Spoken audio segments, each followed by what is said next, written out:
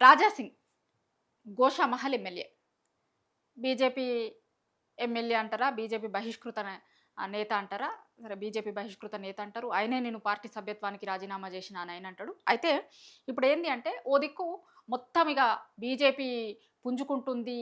మొత్తం ఎక్కడికక్కడ గొడవలను మొత్తం సాల్వ్ చేస్తున్నాము.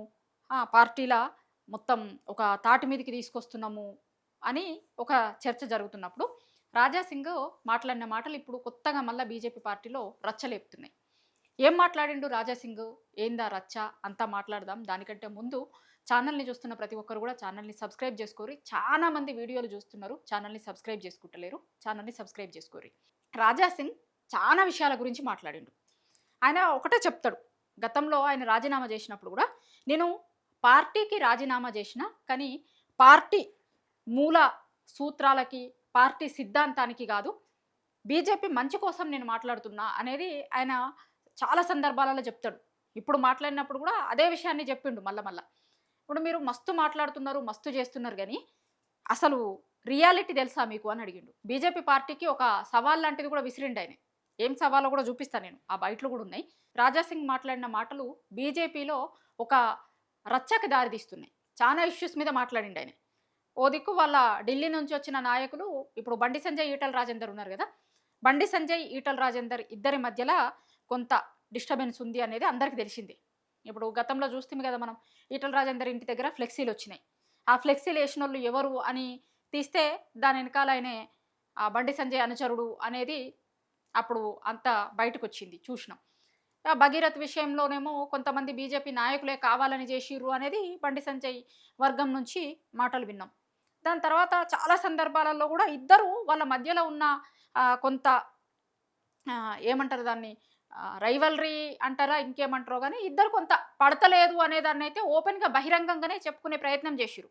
ఇప్పుడు ఈటల రాజేందర్ లాంటి నాయకులైతే గతంలో చాలా సందర్భాలలో ఏమన్నాడంటే, "నేను మీ దగ్గరికొచ్చిన.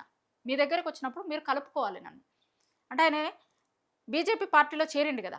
సో, మీ దగ్గరికొచ్చినప్పుడు మీరు నన్ను కలుపుకోవాలి. కానీ పక్కకు పెట్టే ప్రయత్నం చేస్తుర్రు. ఇది కరెక్ట్ కాదు గదా! అని గూడా గతంలో చాలా సందర్భాలలో మాట్లాడిండు. దాని తర్వాత గూడా ఆయన ఇప్పుడు కాళేశ్వరం ఉంది. కాళేశ్వరం విషయంలో గూడా ఆయన మాట్లాడిన మాటలు పెద్ద ఎత్తున చర్చకు దారితీసినాయి.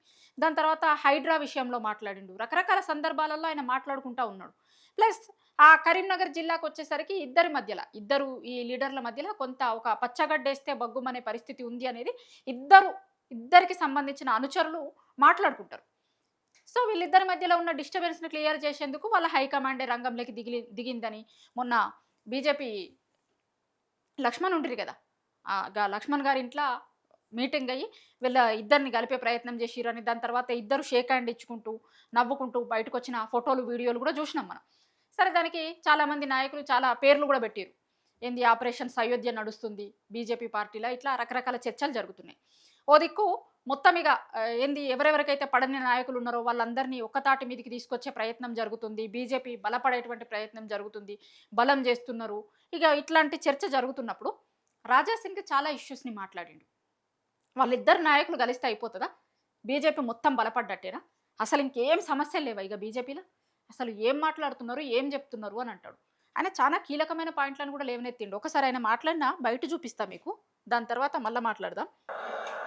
మీడియాలో గానీ, మీటింగ్‌లో గానీ, పేపర్‌లో గానీ మేము చాలా స్ట్రాంగ్ ఉన్నాం. 3 మేయర్ సీట్ గెలుస్తాం అని స్టేట్మెంట్‌లు అయితే బాగా వస్తున్నాయి. 3 కాదు, ఒక్కటి కూడా కాదు. ఆ ఒక్కటి మేయర్ సీటు సగం గెలిచి చూపెట్టండి. ఇది ఆయన ఏమంటాడంటే మీడియాలల్ల ఇప్పుడు 2, 3 రోజుల నుంచి నడుస్తున్నాయి గదా వార్తలు. ఈటల రాజేందరు, బండి సంజయ్ కలిసింది. దాని తర్వాత వాళ్ళు మాట్లాడుతున్నయి. మొత్తము కాన్సంట్రేట్ జేస్తున్నాము. బీజేపీ మొత్తం బలం పుంజుకుంటుంది అనే వార్తలు చూస్తున్నాం గదా మనం. సో, మీడియాలో బాగా వార్తలొస్తున్నాయి. మీడియాలో వస్తున్నయి. ఇట్లా వినిపిస్తుంది. కానీ నిజంగా బలంగుందా? నిజంగా అసలు మీరు చెప్తున్న పరిస్థితులున్నయా? ఆ ఇద్దరు నాయకులు కలిస్తే మొత్తం అయిపోయినట్టేనా బీజేపీ? ఒకసారి ఆలోచించుకోర్రి అంటుండు. ఇంకొకటి చానా పెద్ద సవాల్ లాంటిదే అది. నిజానికి సవాల్ లాంటిదే బీజేపీ పార్టీకి. ఎందుకంటే ఇప్పుడు జీహెచ్ఎంసీ 3 ముక్కలు చేషిర్రు జీహెచ్ఎంసీని. మొన్నటిదాకా ఒకటుండే గదా! దాన్ని 3 చేషిర్రు. 3 చేసి ఇప్పుడు 3 మేయర్‌లుంటాయన్నట్టు. గతంలో ఒక మేయర్ ఉన్న లెక్క. ఇప్పుడు గద్వాల విజయలక్ష్మి గారు ఉండే గదా! అంతకుముందు మేయర్‌గా. ఆమెదయిపోయింది పదవీ కాలం. ఇప్పుడు ఆమెకి వేరే పదవి గూడా ఇచ్చిర్రు. ఫిబ్రవరిలో అయిపోయింది వాళ్ళ పదవీ కాలం. మళ్ళీ ఎన్నికలు జరగాల్సింది ఉండే. కానీ ఈ 3 ముక్కలు చేస్తున్నారని దానికి సంబంధించిన వర్క్ జరుగుతుంది కాబట్టి జీహెచ్ఎంసీ ఎన్నికలు జరగలే. సరే డిసెంబర్‌లో జరుగుతాయి, నవంబర్‌లో జరుగుతాయి ఏదో అంటున్నారు జరిగినప్పుడు. ఎందుకంటే ఒక దిక్కు సర్ కూడా నడుస్తుంది కదా! కాబట్టి ఎప్పుడు జరుగుతాయి అనేది ఇంకా క్లారిటీ లేదు. ఆ సర్ అనేది అయిపోతేనే జీహెచ్ఎంసీ ఎన్నికలు జరిగే అవకాశం ఉంటది. సో, ఆ జీహెచ్ఎంసీని 3 ముక్కలు చేసిర్రు కదా! ఇప్పుడు బీజేపీ మేము మస్తు బలపడ్డం లేకపోతే మేము మొత్తం గేమ్ చేంజ్ అయితుంది అన్న లెక్క మాట్లాడుతున్నారు కదా! ఇప్పుడు జీహెచ్ఎంసీ 3 ముక్కలైంది. అంటే ఆయన ఎందుకు చెప్పిర్రు ఈ ఎగ్జాంపుల్‌ని అంటే ఇప్పుడు ఇమ్మీడియేట్‌గా ఉన్న ఎన్నికలు జీహెచ్ఎంసీనే కదా! ఇప్పుడు నిజంగా పార్టీకి బలము ఇంకొకటి ఉంది అంటే నెక్స్ట్ ఎన్నికలలో ఏమొస్తది అనే దాని మీద ఆధారపడి ఉంటది కదా! ఇప్పుడు జీహెచ్ఎంసీ ఎన్నికలున్నాయి. జీహెచ్ఎంసీలో 3 మేయర్‌లున్నారు. ఆ మూడిట్లలో ఒక్కటి గెలువుర్రి అంటుండు. ఒక్కటి కాదు కదా! ఒక్కటిలో సగం గెలువుర్రి అంటున్నాడు. ఒక్క మేయర్ కూడా గెలవరు. మొత్తం పైకి ఏదో మాట్లాడుతున్నారు గానీ కింద గట్లేం లేదు అని అంటున్నాడు. అంటే నిజంగా ఒక్కటి కూడా గెలవలేరు. ఒక్కటన్నా గెలిచి చూంచుర్రి అంటుండు. అది సవాల్ లాంటిదే కదా! రాజాసింగ్ గారు బీజేపీ పార్టీకి ఒక సవాల్ విసురుతున్నట్లే చూడాల్సి ఉంటది. 3 మేయర్లు కాదు కదా! ఒక్కటిలో సగం కూడా గెలవరు అని అంటున్నారు. ఒక దిక్కు పార్టీ చెప్తున్నది మొత్తం ఒక లెక్కుంటే రాజాసింగ్ గారు మాట్లాడుతున్న మాటలు ఇంకొక లెక్కున్నాయి. గతంలో చాలా సందర్భాలలో కూడా మాట్లాడిండాయన. ఇప్పుడు పార్టీకి సంబంధించిన చాలా ఇష్యూస్‌లలో మాట్లాడతాడాయన. వాళ్ళ పార్టీ నాయకులకు కూడా లెటర్‌లు రాస్తారు. లేకపోతే గతంలో అమిత్ షాకి లెటర్ రాసిర్రు. ఇక్కడ ఉన్నటువంటి పరిస్థితులు చాలా వాటి మీద. మొత్తం ఒక గ్రౌండ్ ఒక లెక్క ఉంటే వీళ్ళు ఒక లెక్క మాట్లాడుతున్నారు, ఒక లెక్క చేస్తున్నారు అనేదాన్ని ఆయన ఎప్పటికప్పుడు దాన్ని ఎత్తి చూపుతూనే ఉంటాడు. అందుకే ఇప్పుడు కూడా ఆయన ఏం చెప్తున్నాడు అంటే అసలు వీళ్ళు మాట్లాడుతున్న దానికి, చేస్తున్న దానికి సంబంధం లేదు. 3 మేయర్లు కాదు కదా! ఇప్పుడు ఎవరికైనా సరే ఏ రాజకీయ పార్టీకైనా ఎన్నికలే ఒక కొలమానం. ఎన్నికలలో ఎన్ని వచ్చినాయి, ఎన్ని ఓట్లు వచ్చినాయి, ఎన్ని సీట్లు వచ్చినాయి, ఇగో గిదాన్ని బట్టి ఆ పార్టీ ఎట్లుంది, ఎంత బలంగా ఉంది అనేదాన్ని ఒక అంచనా వేస్తారు. ఇప్పుడు మీరు జీహెచ్ఎంసీలా 3 మేయర్లు ఉన్నాయి కదా! గా మూడిట్లల్లో ఒక్కటి గెలువుర్రి. ఒక్కటిలో సగమన్నా గెలువుర్రి. సగం కూడా గెలవరు. కానీ పైకి మాత్రం మేము చానా బలంగున్నాం, చానా ఇదిగున్నాం, అదిగున్నాం అన్న లెక్క మాట్లాడుతున్నారు. ఇగో గీ మాటలు కొంచెం తగ్గించుకోర్రి.